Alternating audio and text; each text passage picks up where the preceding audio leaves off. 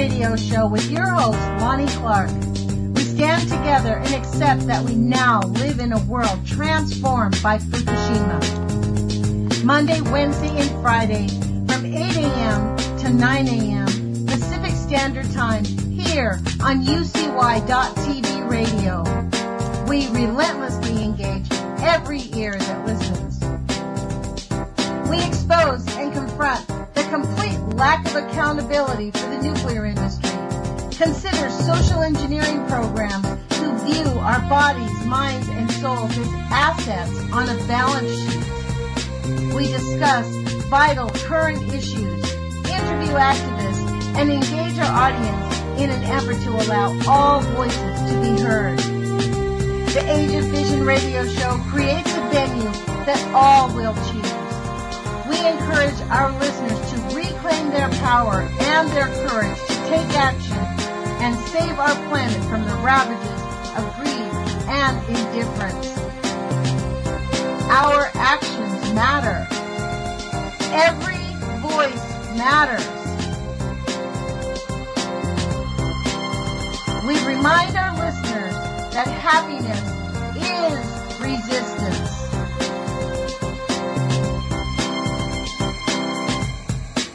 Love is greater than fear.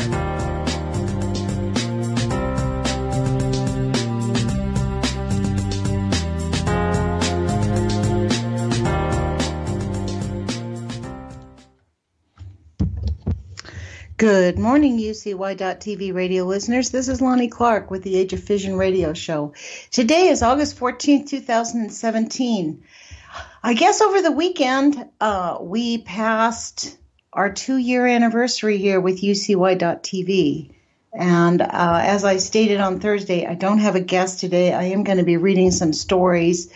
Our show when we started originally was really just to highlight really the nuclear news that no one talks about. Those stories about the nuclear waste, the abuses of the nuclear industry. To give voice, I started interviewing people in St. Louis to give voice to people who are just not heard on mainstream media. I actually really believe that it would make a difference. Ding. Yeah, not so sure it does. And I'm actually after 2 years, to be honest. I used to have full of hope and optimism, and now I'm really have to work. I do tapping, thank goodness, and I actually am able to find a way back up.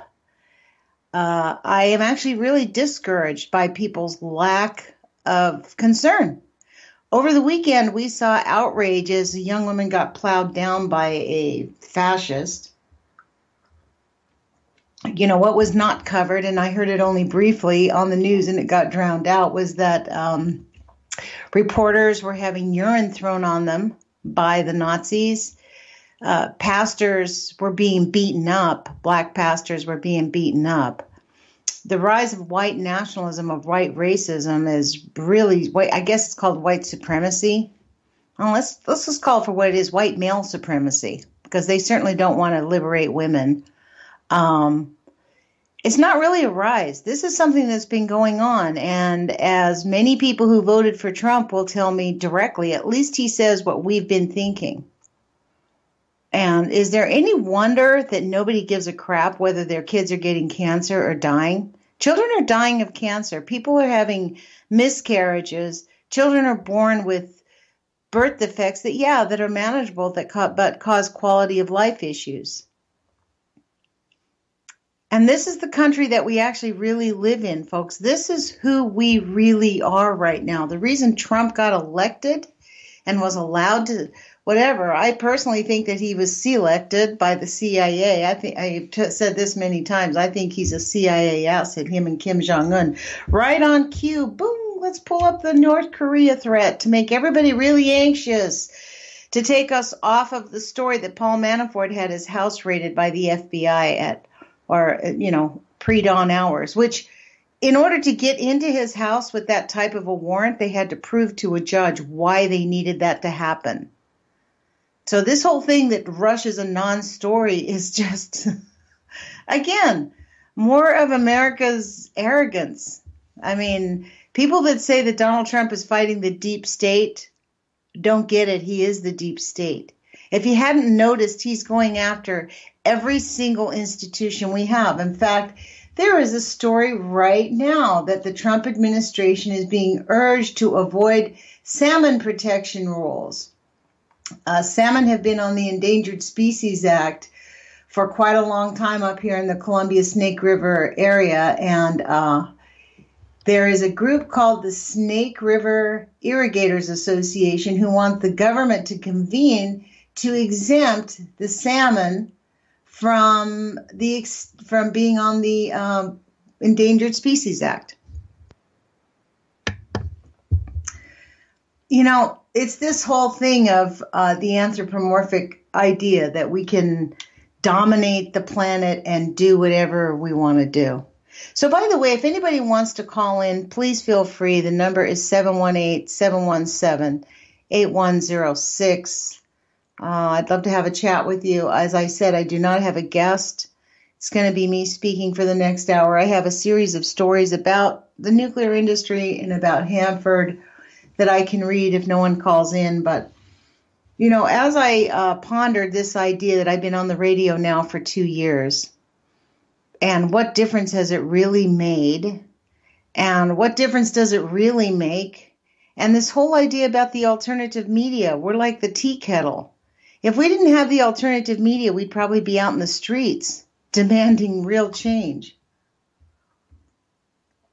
I mean, I don't see people out in the streets up in Hanford or at the Columbia Generating here in Eugene or anywhere around any nuclear facility. 3 or 4 old people always show up. Maybe 10 will show up. You know, people who don't have to work anymore, who have the time to go out and protest, make a public statement. And then we have so-called anti-nuclear activists going after each other. You know, either you're not establishment enough or you're too establishment. The disharmony in the anti-nuclear movement is off the charts, and boy, don't they love it, which is why I make an effort on this show to give voice to people of, you know, different points of view, although there are a few people that I just cannot ask on my show because they're too incendiary. They exaggerate the truth, consider themselves to be experts, and then there is just absolutely no humility when they're not experts. They know a lot about it, but they're not experts. I mean, people that work against the nuclear industry directly are busy working against the nuclear industry. So they don't even respond to my phone calls, which, you know, I'm like white on rice. I keep asking. At some point, they will say yes, or at some point, I'm going to go away, which is, frankly, a conversation that I'm having with myself. Like, why am I doing this? This month, we have a whole list of people. Heidi Lambert's going to be back on. Erica Dugan, who is really a victim of fracking in Oklahoma. And, you know, in fracking, the secret ingredient out there is nuclear waste. That's what they use to blow up the ground. You know, we're going to be speaking with Thomas Ackerman on Thursday, and we'll be talking about probably conscience, doing the right thing, what we need to do.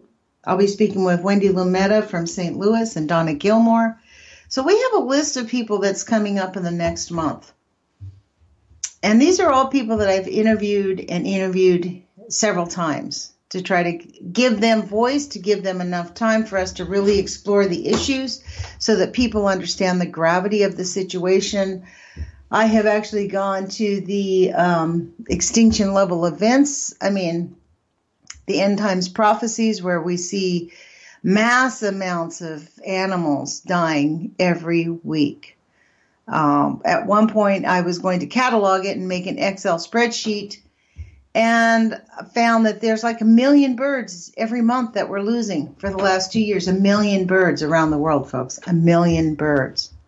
Untold fish amounts. We can't even count the fish. So I guess the question is, what's the point? I guess that's that nihilistic point of view of what's the point, right? But I do want to read to you some of these stories. I had 14 of them pulled up, and right as I was getting on air, of course, they all blanked out. So if I'm going to read one. The big one that really got me started that I really do want to talk about is at Hanford. There's two at Hanford that, or near Hanford, that are really affect us here in the Northwest. And one was about the plutonium found on the highway, and the other one is about the multiple violations that are found at the Columbia Generating Station. So let me read this. Oh, hold on. Well, I'm going to read this one first. I'll read this one first because the other one went away. Multiple violations found at State's nuclear power plant. This is by King 5, of course. Susanna Frame, who was our hero, up at King 5, and she has been reporting. She reported on last week that there was nuclear waste found on the highway, plutonium, which I don't even think that ought to be news. We should know that that's going to happen, but this is definitely news. Multiple violations found at the state's nuclear power plant. This is serious. The Washington State Department of Health last month suspended indefinitely the shipment of radioactive waste from the state's sole nuclear power plant. Internal documents obtained by the King 5 investigators reveal that the Columbia Generating Station, operated by the publicly owned Energy Northwest, made repeated errors in its shipping of radioactive waste in violation of the state's federal and state regulations dating back to 2014, folks. There have been multiple deficiencies with the shipment of radioactive waste, which has resulted in non-compliance with federal, U.S. ecology, and the state of Washington requirements, wrote Robbie Peake of Energy Northwest Quality Services Supervisor in a July 26 interoffice memo. Peake characterized the problems as, quote, significant, unquote, and wrote the pattern of errors has led to a, quote, loss of regulatory confidence. How do you like that? Loss of regulatory confidence. Additionally, incorrect details within the shipping manifest can increase risk to the health and safety of the public. Wow. The most recent event caused the DOH to revoke the plant's shipping rights for the third time in the last 3 years. So that means once a year, it gets revoked. In a July 26th letter from the DOH to Energy Northwest outlines what led to the temporary ban. Inspectors at the state's low-level radioactive waste dump found a July 20 shipment of waste was far more radioactive than was listed on the shipping manifest. So if they're doing that here, you wonder what they're doing somewhere else, huh? Inspections of your shipment revealed violations of the U.S. Ecology Radioactive Materials License and the Washington Administrative Code, wrote Kristen Schwab, DOH Office of Radiation Protection Waste Management Supervisor. Because of the nature of the violations found in this shipment, authorization to use the commercial low-level radioactive waste disposal site by Energy Northwest has been suspended indefinitely. The Columbia Generating Station is located approximately 10 miles outside of Richland on land leased at the Hanford site. Although located on the same reservation as the former Defense Nuclear Weapons Factory, the plant is not affiliated with Hanford. CGS has been producing electricity utilized throughout the Northwest since 1984.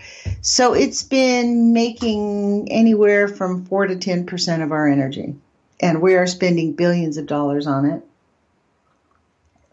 And we don't really have a choice because none of my water folks will even return my phone calls. Okay. I beg your pardon. Energy Northwest Chief Communication Officer Mike Powali downplayed the July 20th incident. He described it as a paperwork mix-up. The driver was given the wrong manifest, said Powali. First and foremost, there is no public health and safety issue now.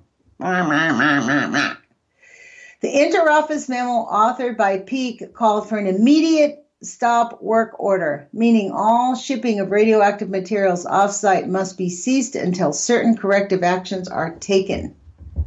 The stop work is in addition to the state's action and is a highly unusual step for the company to take. Peak described 12 separate shipping deficiencies, 12 from October 14th to July 17th. Corrective actions taken to date have been ineffective at preventing reoccurrence, wrote Peak. The most serious violation occurred in November 2016 when federal regulators from the Nuclear Regulatory Commission issued a notice of violation after contaminated filters arrived at the dump site, measuring a radiation level 7 times greater than what was listed on the shipping manifest. The dump is also located at the Hanford site. That violation set off a series of inspections and additional NRC oversight. It also made the CGS only one of 14 plants out of 99 across the country on the NRC watch list. So there are 14 out of 99 on the NRC watch list. Wow. This is unbelievable. You would think they would have learned their lesson and made corrections, considering they were just cited by the NRC and spent several months fighting the NRC over additional oversight for the very same issues, said our friend Chuck Johnson, director of the Joint Task Force on Nuclear Power for Physicians for Social Responsibility. Physicians for Social Responsibility is a longtime critic of nuclear power. Nuclear policy expert Robert McCullough reviewed documents related to the shipping errors on King 5. McCullough has advised the Congress and the Department of Energy on energy issues for many years. He said the July 20th incident by itself doesn't appear to impose any risk, but the totality of problems dating back to 2014 is of concern. Right, we need to be concerned, but there's no, see, this is where people kind of get really mad at these nuclear experts, because they're sitting here telling us that there's no risk, it doesn't pose any risk. Yes, there's a risk. We're living in a nuclear polluted world, folks, and it is guys like this. I mean, as much as Robert McCullough is a respected scientist and he's spent his life work doing this, to tell us there's no risk is completely blindsiding us and gaslighting. There is a risk. We're living in a risky world full of nuclear pollution already. Okay, enough of that. I'm going to go back to the story. Quote, the good news is, as far as I've seen, none of these things are immediately dangerous. But the bad news is that we're getting quite a list of them, and it takes time. And it's time to take a good hard look at what we are doing there, said McCullough. Really? Finally?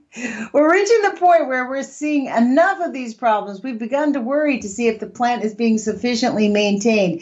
And no, Mr. McCullough, we can just tell you straight up, we know the plant is not being sufficiently maintained. And the reason that we know that is there have been scientific studies that was produced in 2013 that showed that the IAE safety culture model, which is used at every single nuclear facility around the world, has never been empirically tested and up until 2013. And when it was empirically tested in 2013, it failed miserably. There were 8 markers for safety. They failed on 7, and 1 only passed at 50%. So we already know that we're not managing any of this safely.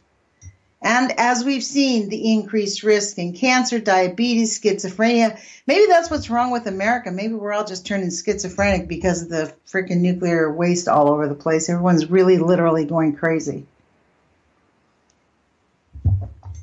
I know it certainly is making me feel like I need it, man. Like, woo, good thing for therapists. Let's just put it to you that way. Okay, let's get back to this story because we have a little bit more. It's no secret that CGS has been under pressure to cut costs.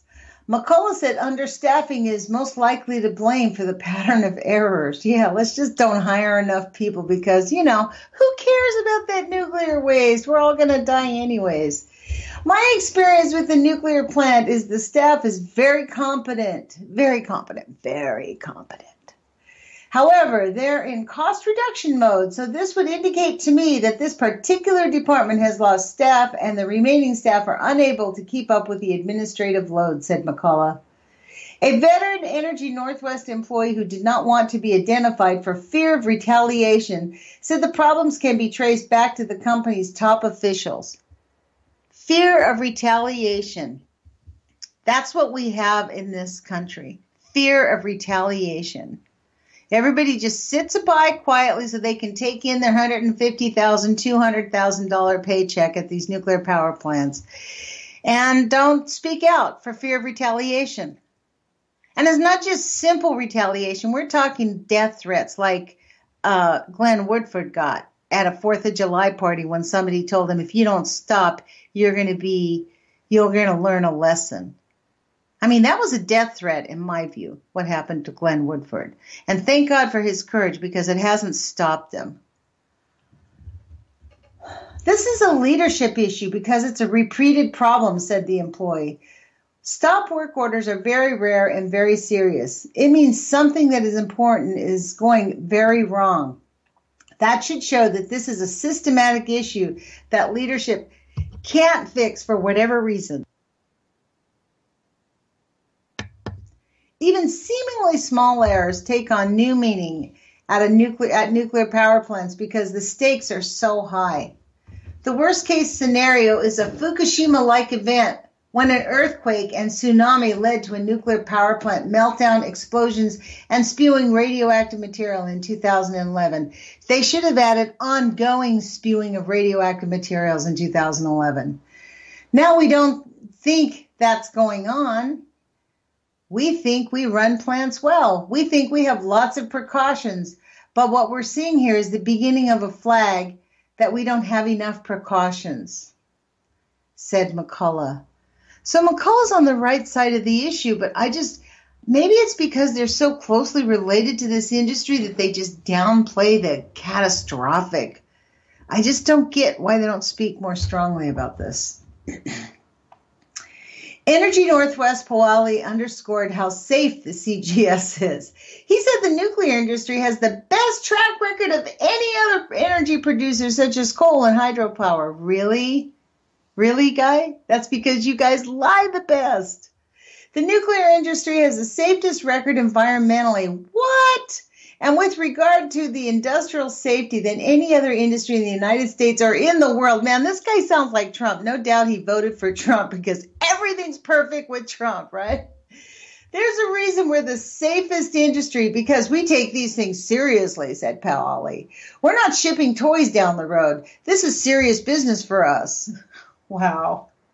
This is where I start to spit nails, you guys. The DOH said the suspension of shipping rights could last approximately 45 days.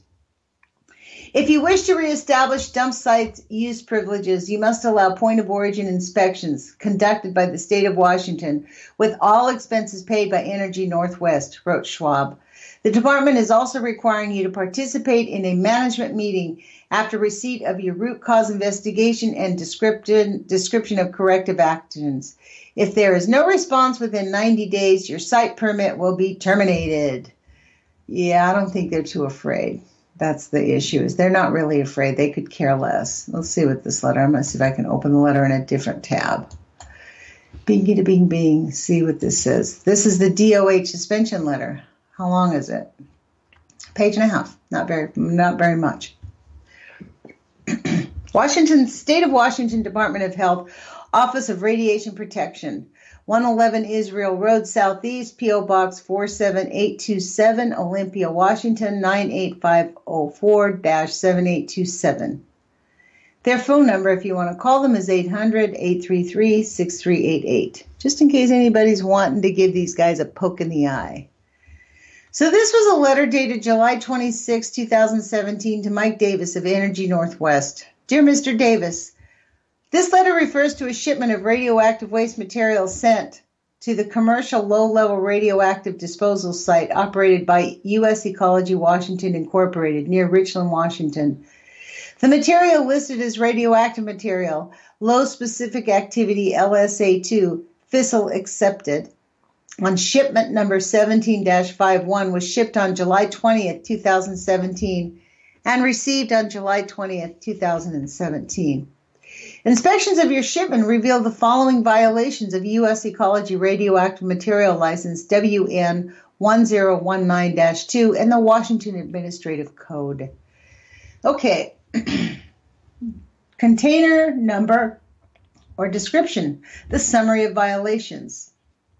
Liner number 170840T, summary of violations. Washington Administrative Code, blah, blah, blah, blah, blah, require in part that waste containers received at the facility do not show an increase in the external radiation levels recorded on the manifest within instrument tolerances. Contrary to these requirements, during the manifest review and the unpacking of this Class A unstable container, it was observed that the measured surface radiation level was 1.1 rem an hour on contact, and the manifest recorded surface radiation level was 12 millirem per hour. Wow, that's a huge difference, 1.1 rem per hour on contact. The manifest, which this guy said, oh, we just had the wrong manifest, 12 millirem per hour. So they had the wrong manifest. They were shipping something with 1.1 rem per hour. Rem. I mean, this is just so insane. Shipment number 17-51 states that imparts certification, an authorized representative of the waste generator, processor, or collector shall certify by signing and dating the shipment manifest that the transport materials are properly classified, described, packaged, marked, labeled, and in proper condition for transportation to the applicable regulations of the Department of Transportation, the U.S. Nuclear Regulatory Commission, and to the department. Wow. Contrary to this requirement, during the manifest review of this Class A shipment, the following errors were observed. NRC Form 540, Block 5, incorrect container. NRC Form 540, 541, 541A, incorrect total shipment activity. NRC 541, Column 6, incorrect container type. NRC Form 541-7, incorrect container volume. NRC Form 541, Column 8, incorrect container weight. NRC 541, Column 15, incorrect isotopes, activities for CO58, CZN65, MN54, CM242, and FE55. So, excuse me, folks, but I'm going to find out what those mean. CO58. So let's ask Mr. Googles. -58. So what that says. And that's an isotope of cobalt. Cobalt 58. That's what that is. Can you believe this? Cobalt 58, zirconium 65. What's MN? I don't know what MN54 is. MN54. Oh, manganese 54. 1 day scheme, 2 nuclear data. So this is highly radioactive, folks. They just like, oops, we put the wrong thing on there. CM242. CMC242. This is so outrageous that this just is allowed to happen. And our children are exposed to this. In fact, we're exposed to it. Forget the children. Like, it sucks that we're being exposed to this. Curium, C-U-R-I-U-M. It's a transuranic radioactive element with the CM atomic number 96. Oh, my God. So I never even heard of curium. C-U-R-I-U-M, curium. This is so outrageous.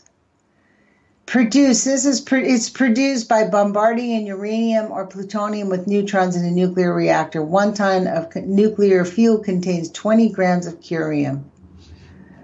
This is so beyond outrageous that this is what they just like, oh, well, gee, that's interesting that happened. As if we're just supposed to just go, huh. And you know what? That's what most people do. That's how I started this show. Most people care less. So it's iron 55. Fe is an iron isotope. That also comes out of the plutonium. So how do we get it? This is so outrageous. You know, I have to say this is something that I actually never really wanted to even think about. And we shouldn't actually have to think about this. This is not really our responsibility. It's the responsibility of scientists. And here we have a scientist, Mr. McCullough, saying, gee, it's just not that dangerous, or it's beginning to become a concern. If anybody's even looked at just go to Google Maps and pull up Hanford on the Google Maps and put it in the terrain view so you can see the decimation. Hanford is the most dangerous site on the entire planet, and probably even worse than Fukushima. Who knows? I mean, who wants to have that contest? Which site is worse, Fukushima or Hanford? You know, and they're moving on in Japan, acting like it's no big deal.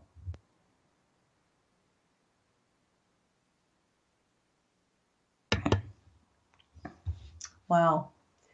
So there's story after story after story of these things, folks. I've been doing this for 2 years now, every day, 3 days a week, then 5 days a week. Now I've taken it back down to 4 days a week so that I can actually do school a little bit better and do my work a little bit better. And for what? That's kind of where I'm at right now. For what? Fukushima Facts posts up my videos, the videos that are listed on YouTube every single day. Maybe they'll get 100 views. That means 100 people listening out of billions could care. This is the thing that kind of is getting to me. People could care less if our children are dying or getting sick. Like all these quote water protectors, they're ignoring the fact that we have tritium in our water, that we have nitrates in our water. They're worried about black oil because we can see the black oil. But we have poisoned water already. And it's not hyperbole. I mean, this is why Kevin Blanche still spits nails. If you follow him on YouTube, he's still putting out his videos every day, ranting and raving about the salmon that's declining here.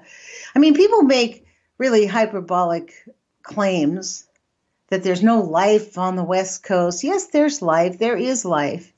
But it's diminishing.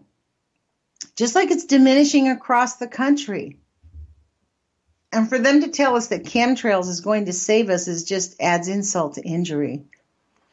I mean, this is where a lot of people who are, quote, activists get into it. What's the most important thing to be active about? You know, some people feel like it's chemtrails. I used to think that Fukushima was the most urgent thing until I freaking learned about Hanford. I mean, Fukushima's big, but Hanford's still spewing out its own radioactive waste nonstop. Just go ask the Native Americans that live up in Washington. I mean, I had Hope on here a few times, and, you know, she did her best to stop these people, and they are still going after her because she refuses to shut up. She lives up there, and she refuses to shut up. So at what point are there going to be masses of people saying, we've had enough, we're not going to take it anymore? Actually, what seemed to happen over the weekend was there was a group of people that said, yeah, we're going to take it. In fact, we're going to shove everybody back into the 1950s box. You know, I personally think, and you know this quite well, that Donald Trump is a traitor. I think he's a CIA asset. Pinochet 2.0 set about to destroy every single one of our institutions, including the office of the presidency, with his lack of respect for the office of the presidency.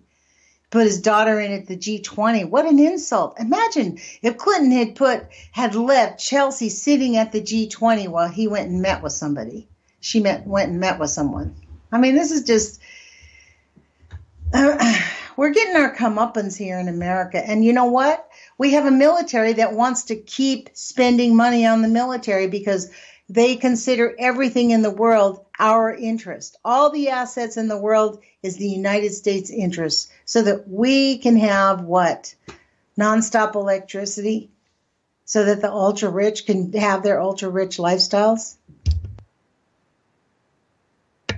It's certainly not about helping the average individual or the middle class.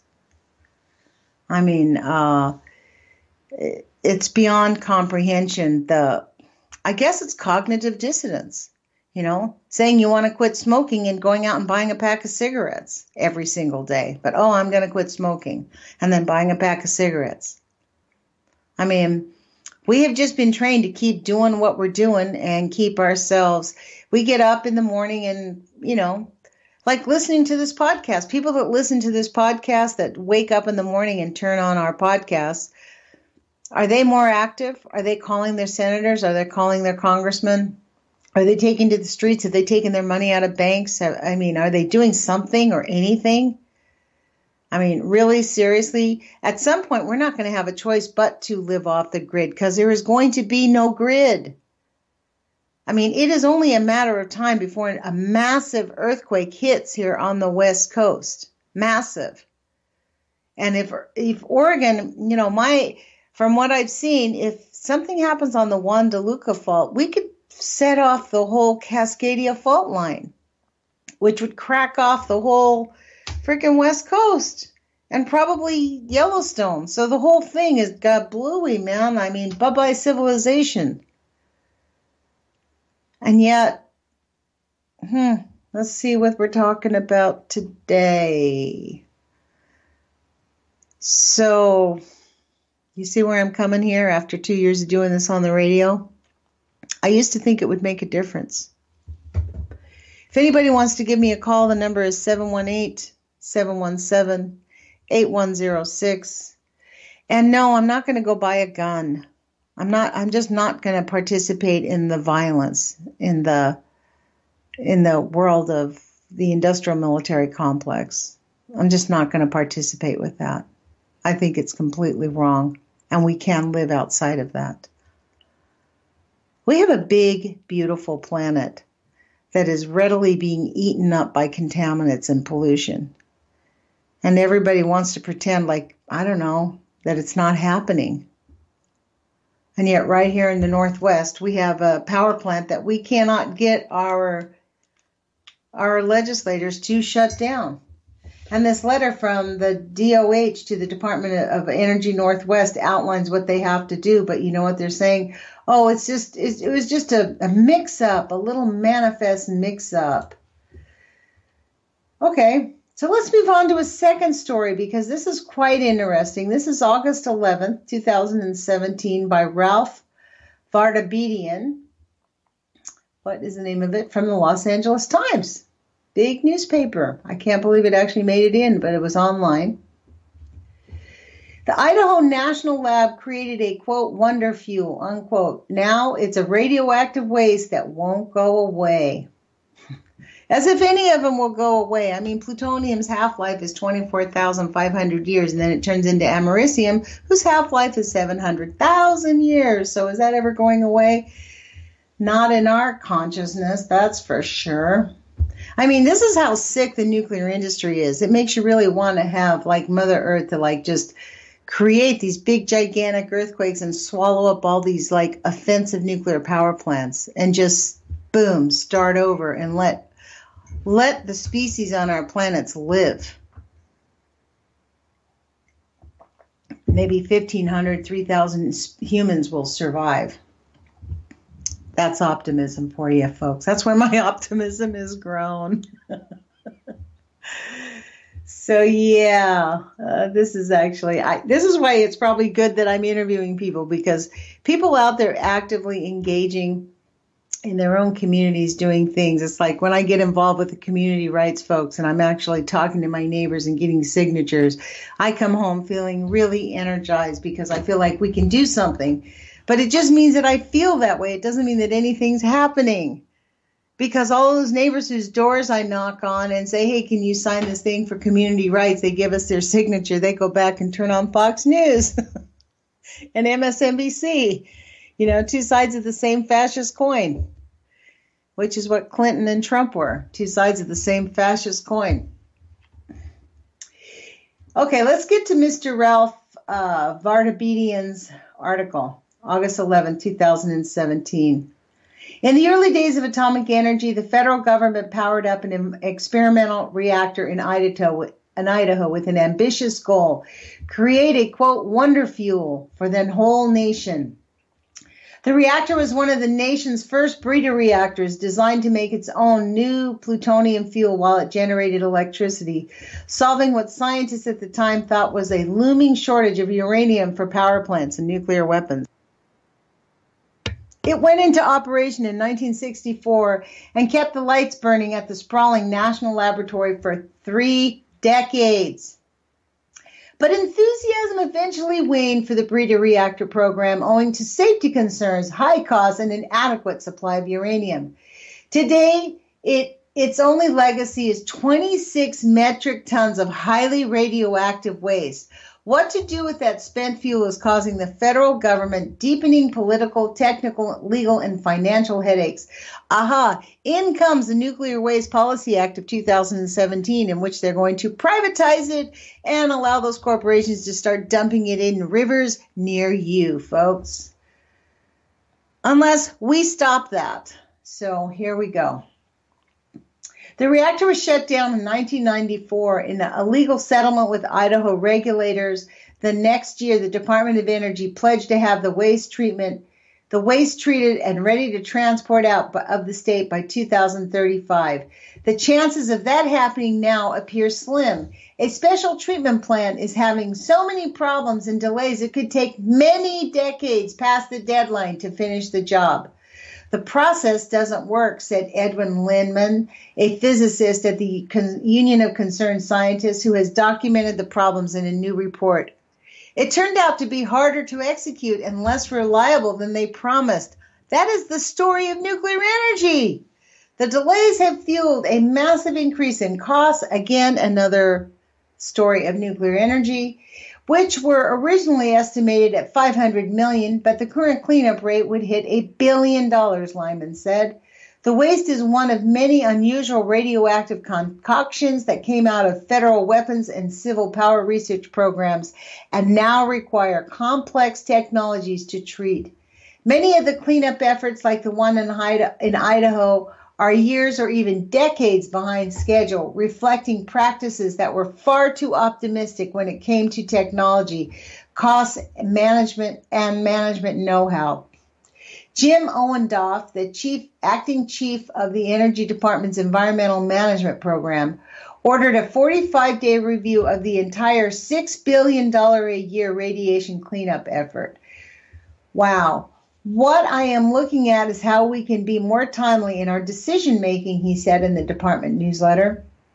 The Idaho reactor located at the 890 square mile Idaho National Laboratory was designed to produce electricity while it breeds new fuel by allowing fast-moving neutrons to convert non-fissionable uranium into fissionable plutonium. But the complexities of the breeders led to safety problems. Only one breeder reactor ever went into commercial operation in the U.S., the Enrico Fermi 1 near Detroit, which suffered a partial core meltdown in 1966. Construction of a breeder reactor in the Clinch River in Tennessee was stopped in 1983.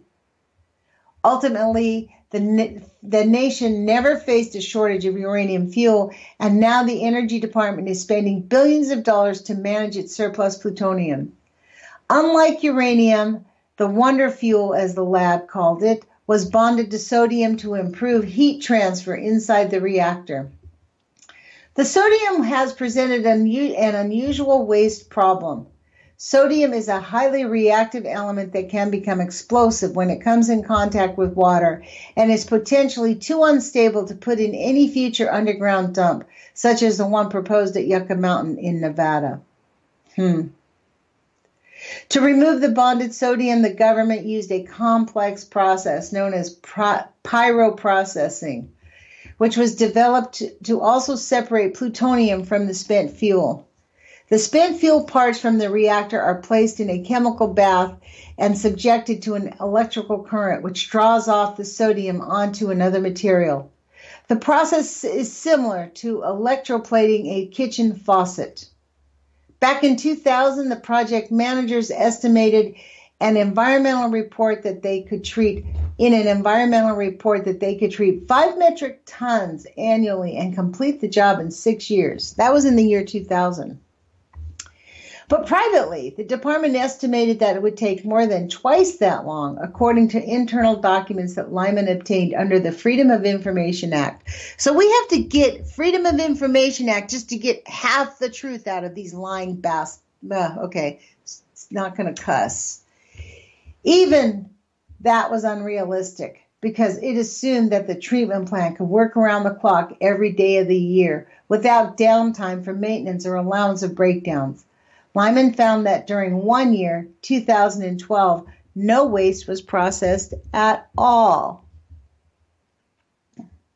Since the project began 17 years ago, 15% of the waste has been processed, an average of 1/4 of a metric ton per year.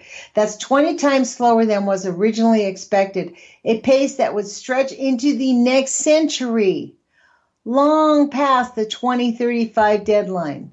The problem with the breeder reactor waste is that just one of the many environmental issues at the lab located on the high desert plateau near Idaho Falls. The federal government gifted the Idaho lab with additional radioactive waste for decades. After the highly contaminated Rocky Flats nuclear weapons plant near Denver was shut down in 1993, the waste was shipped to Idaho. The Navy has been sending its spent nuclear fuel from nuclear-powered ships. And it doesn't say it stopped, did it? The lab is dealing with tons of waste containing artificial elements, so-called transuranic waste.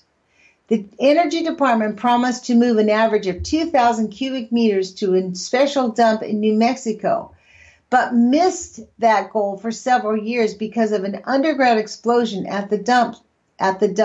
And he's talking about the WIPP plant in New Mexico, which is really basically at a standstill. It had collapsed and is still, I believe, leaking americium.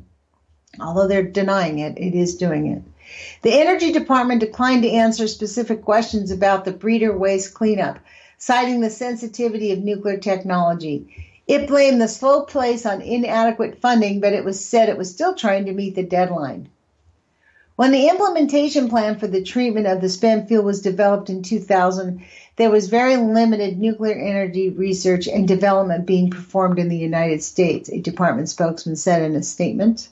The funding for this program has been limited in favor of other research and development activities. The department remains strongly committed to the treatment of this field to meet its commitments to the state of Idaho. Susan Burke, who monitors the cleanup at the laboratory for the state's Department of Environmental Quality, said the state will continue to demand that the waste be ready for shipment out of Idaho by 2035. Yeah, keep demanding, lady. That's going to make it work. The Energy Department is doing the best it can, but our expectation is that they will have to meet a settlement agreement, she said. Idaho watchdogs are skeptical. There's some bad faith here on the part of the Energy Department, said Beatrice Brailsford, a nuclear program director at the Snake River Alliance, a group that monitors the lab. The department is misleading the public. Not much information has been given out, but enough to be skeptical that the technology works well enough to meet the settlement. Lab officials declined to comment. This is just seriously, a few more paragraphs. Lyman said he was determined to explore the Idaho program in light of increasing interest in the scientific and regulatory communities in advanced nuclear reactors, including breeder reactors, and what he believed was misleading information by advocates. He presented a technical paper about pyroprocessing at a conference held in July by the International Atomic Energy Agency. Wyman said he believes the Energy Department has little chance of success in the program. They're just blowing smoke, he said. It is a failure and they can't admit it because they don't have a backup plan that would satisfy the state. Well, isn't that just how it works everywhere with nuclear? Nuclear is nothing but a big, fat lie. That is really the whole thing about all of this.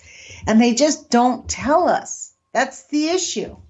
I mean, when I first got involved with this 5 years ago, when I first began to sponsor Kevin Blanche, our idea was to go around the country, get people outraged and get them worked up and make them see. But you know what? We can't even get people worked up about Jack in this country.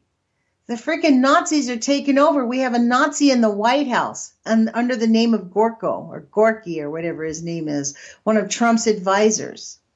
We have Steve Bannon, who's a known Stalinist, who said his whole idea is to destroy every institution in the United States, which they are steadily doing. And Trump, who can't barely read the notes he's being given.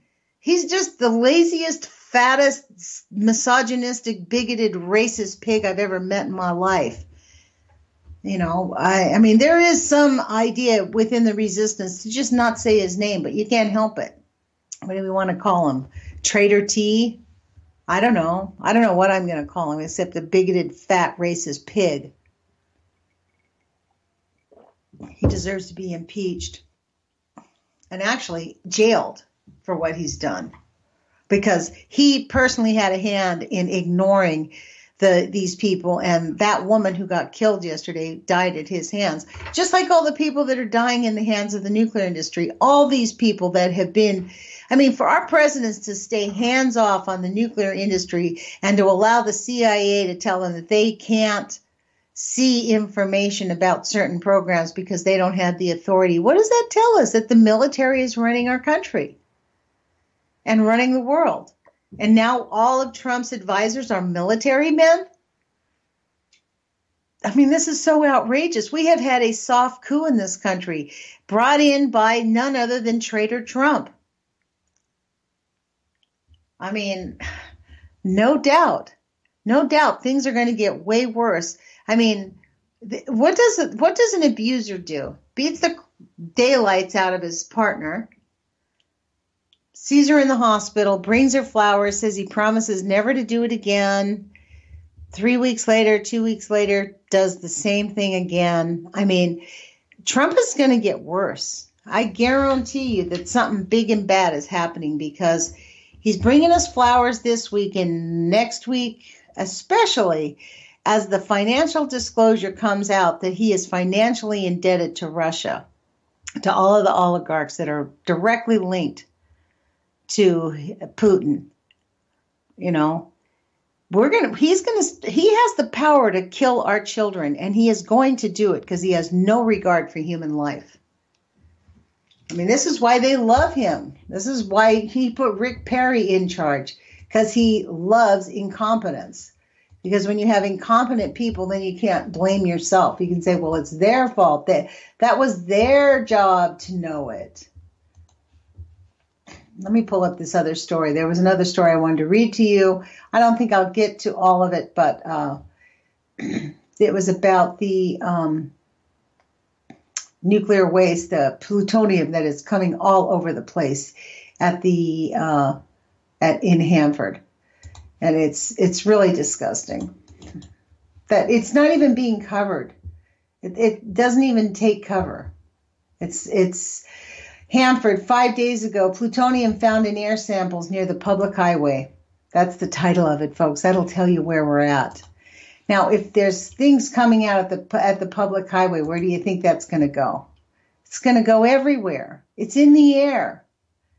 What's that song? It's in the water. It's in the air. It's everywhere. And yet, you know, we have this ongoing, we're just supposed to just accept that we have nuclear radioactive waste poisoning our life. And we do now live in a nucleated world. That's just the way it's supposed to go. That's what they want us to accept. I don't accept it. And I think it's completely incorrect and harmful. Radioactive particles were detected near the Rattlesnake Barricade, where hundreds of Hanford workers come and go to work every day just off Highway 240. The radiation is believed to have originated 3 miles away at the plutonium finishing plant, a highly contaminated structure that is being demolished as part of the overall Hanford cleanup project.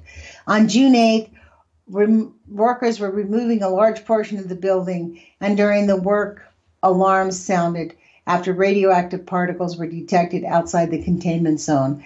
That was that big collapse of everything. And this is a story dated August 9th, 2017 by Susanna Frame, once again, the only person in the country actually genuinely covering the radioactive waste at our nuclear facility here on the West Coast.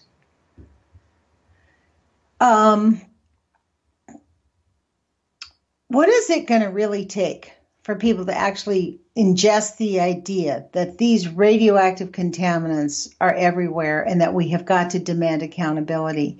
People are going to stay silent as our Congress members just rubber stamp more money to build more planes, more jets, more bombs that actually use this nuclear waste to drop on innocent people in the Middle East and in Africa, and to fund so-called terrorist groups, that whole word terrorism. Interesting how that whole word has popped up in the last 20 years. It used to just be called straight up war. Now it's called terrorism. All war is terrorism. Every war is terrorism. That's what war is. War is terrorism. You drop bombs on unexpected people to get them to comply. It's not about safety and security. Our government is feeding into the people who are, so-called threatening us. And the reason that we're threatening them is we want their assets. We want their stuff. We want their minerals. We want their oil. We don't really particularly want their land because we have to maintain it. But we want their stuff. And we call that our national interest. What kind of people, what kind of nation, what kind of world have we developed? I don't know. To be honest, I guess what marks this 2-year anniversary is just my absolute disgust with the complacency of people who just refuse to get off their rear ends to go out and stop the genocide of our planet. Guy McPherson says that there's no stopping the genocide, that the only thing left is love. And actually, I guess that is true. The only thing that is left is love. And it's going to be love that's going to stop. That's going to motivate us to make an effort, to make a difference. If we can make a difference, if there's even a difference to be made. I don't know. I don't know if there is a difference to be made. Tomorrow we're going to have on our show Heidi Lambert, who's going to be talking about the unseen effects of mental illness from nuclear contamination, which she knows quite well about. I'm going to pull out Dr. John Goffman's books on mental illness and see if I can quote some things. But this would be from 1982 when he wrote this book. So this is how long we've been fighting it. Like McCullough said in that article I read. Well, we're concerned, but not that concerned. It's bad, but just not that bad. Go back to sleep, folks. We'll take care of it. Don't worry about it. Yeah, well, I'm actually, I don't know. I would suggest to put your courage feet on, take some action, do what you can, do some tapping because that'll help you stay calm. And we'll talk to you guys tomorrow. Ciao.